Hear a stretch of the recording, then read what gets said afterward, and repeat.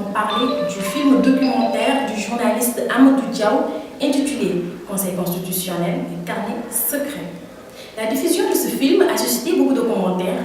Les propos du vice-président du Conseil constitutionnel, Isaac Yankouba Ndiaye, déclarant que l'invalidation de la candidature de M. Youssou Ndour était liée du fait qu'il ne savait pas remplir le formulaire de candidature.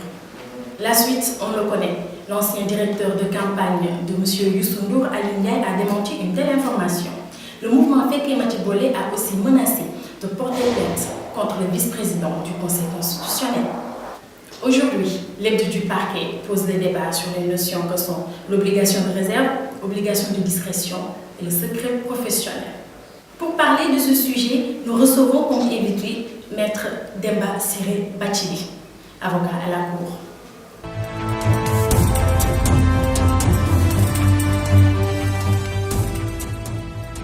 La sortie du professeur Isaac a suscité beaucoup de commentaires en disant que le sieur M. Youssou Ndour ne pouvait pas remplir le formulaire de candidature. Et ça, il est tenu par un droit de réserve, par une obligation de réserve, une obligation de discrétion ou un secret professionnel. C'est lequel de ces trois cas?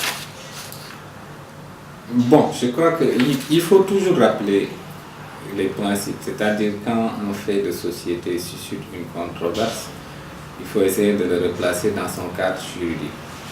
Le principe général, c'est la liberté d'expression.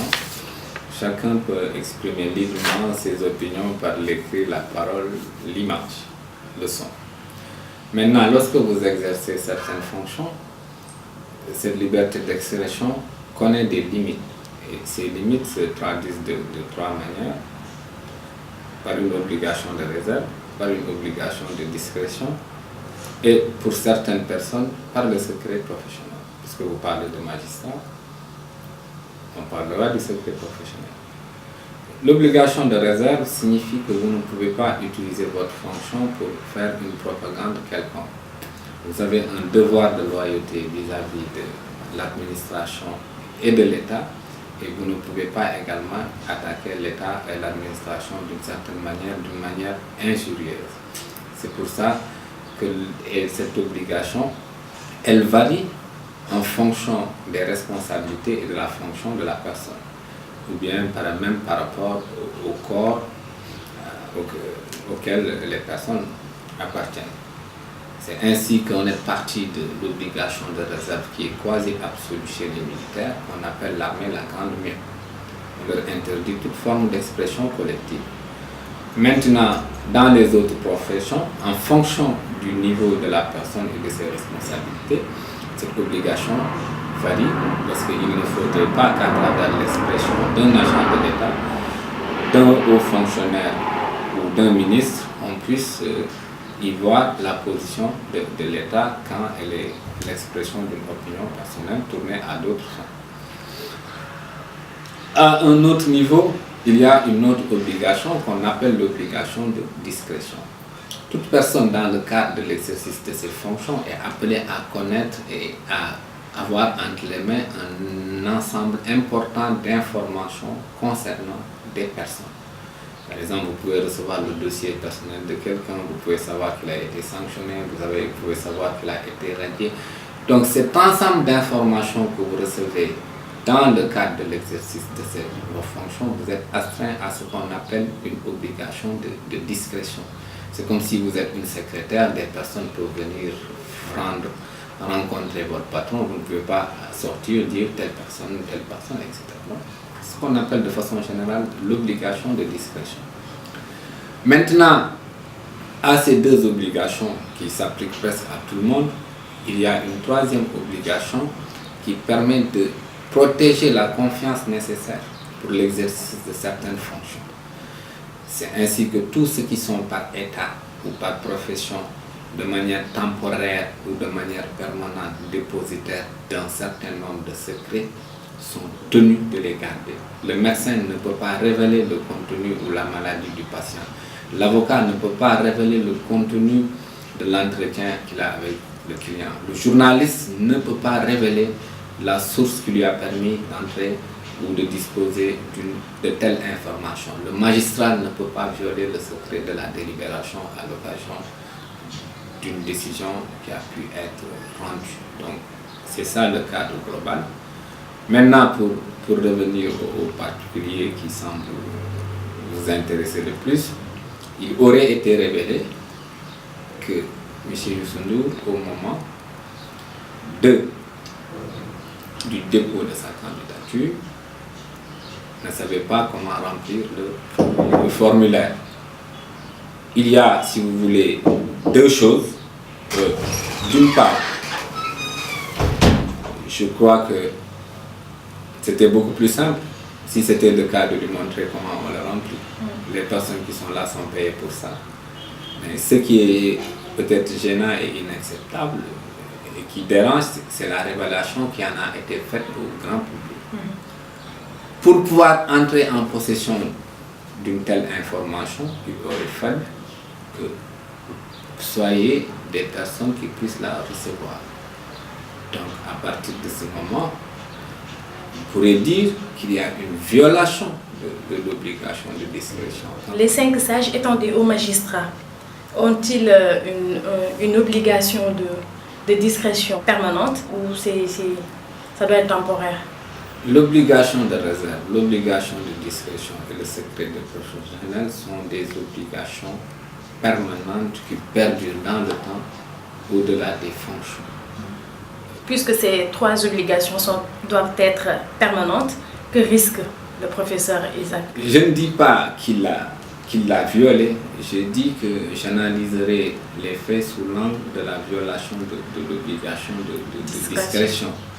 Maintenant, les qualifications qui pourraient y être données dépendent des personnes qui se sentiraient atteintes par cela et des moyens qu'ils mettraient en œuvre. Merci Maître Dembasiré Bathily. Amadou Diaw, qui est le réalisateur de ce film, dans l'entretien accordé à Harouna Fall, revient sur l'invalidation de la candidature de M. Youssou Ndour. Suivons cet entretien. Vraiment, je n'ai pas compris pourquoi cette polémique-là autour de Youssou Ndour. Pourquoi aujourd'hui sortir de ces gonds et dire qu'on va intenter un procès contre le professeur Isaac Yankoba Ndiaye simplement parce qu'il aurait dit que Youssou Ndour ne savait pas remplir le formulaire de candidature.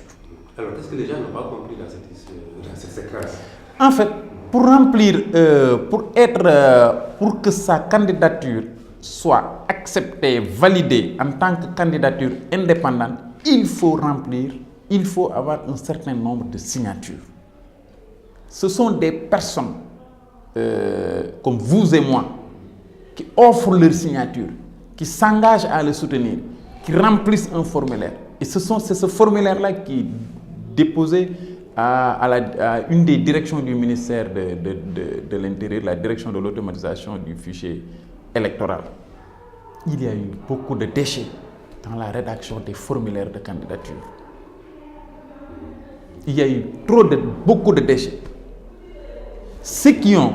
Il y a eu des répétitions. Des gens se sont inscrits sur les listes soutenant Youssou Ndour à Médina et se sont encore inscrits en soutenant Youssou Ndour au niveau de Gueule Tapée. Il y a eu double emploi. Et ça a été rejeté. Quand on dit que Youssou Ndour ne peut pas remplir le formulaire de candidature, ce n'est pas Youssou Ndour intuitu personnel. L'équipe de Youssou Ndour n'a pas été vigilante au point de déceler que il y a eu double emploi. Par exemple, Harouna Fall peut remplir une fiche ici aux Almadies et le lendemain remplir une autre fiche au niveau de la Médina, dans son quartier. C'est des signatures. Je n'ai pas compris pourquoi l'éminent juriste que Jacques Ndiaye n'a pas pu comprendre ça. Je n'ai pas compris pourquoi Alioune Ndiaye, je ne sais pas moi, n'a pas compris ça. Oui, voilà, Alioune Ndiaye, l'ancien directeur de campagne, oui, pourquoi il n'a pas compris? A répliqué à Isaac Yankoba Ndiaye en disant que le jour du dépôt de la candidature de M. Youssou Ndour, Jacob n'était pas au niveau... Ça me surprend vraiment venant d'Alioune Ndiaye. Parce que le professeur Isaac Yankoba n'est pas tenu d'être là-bas.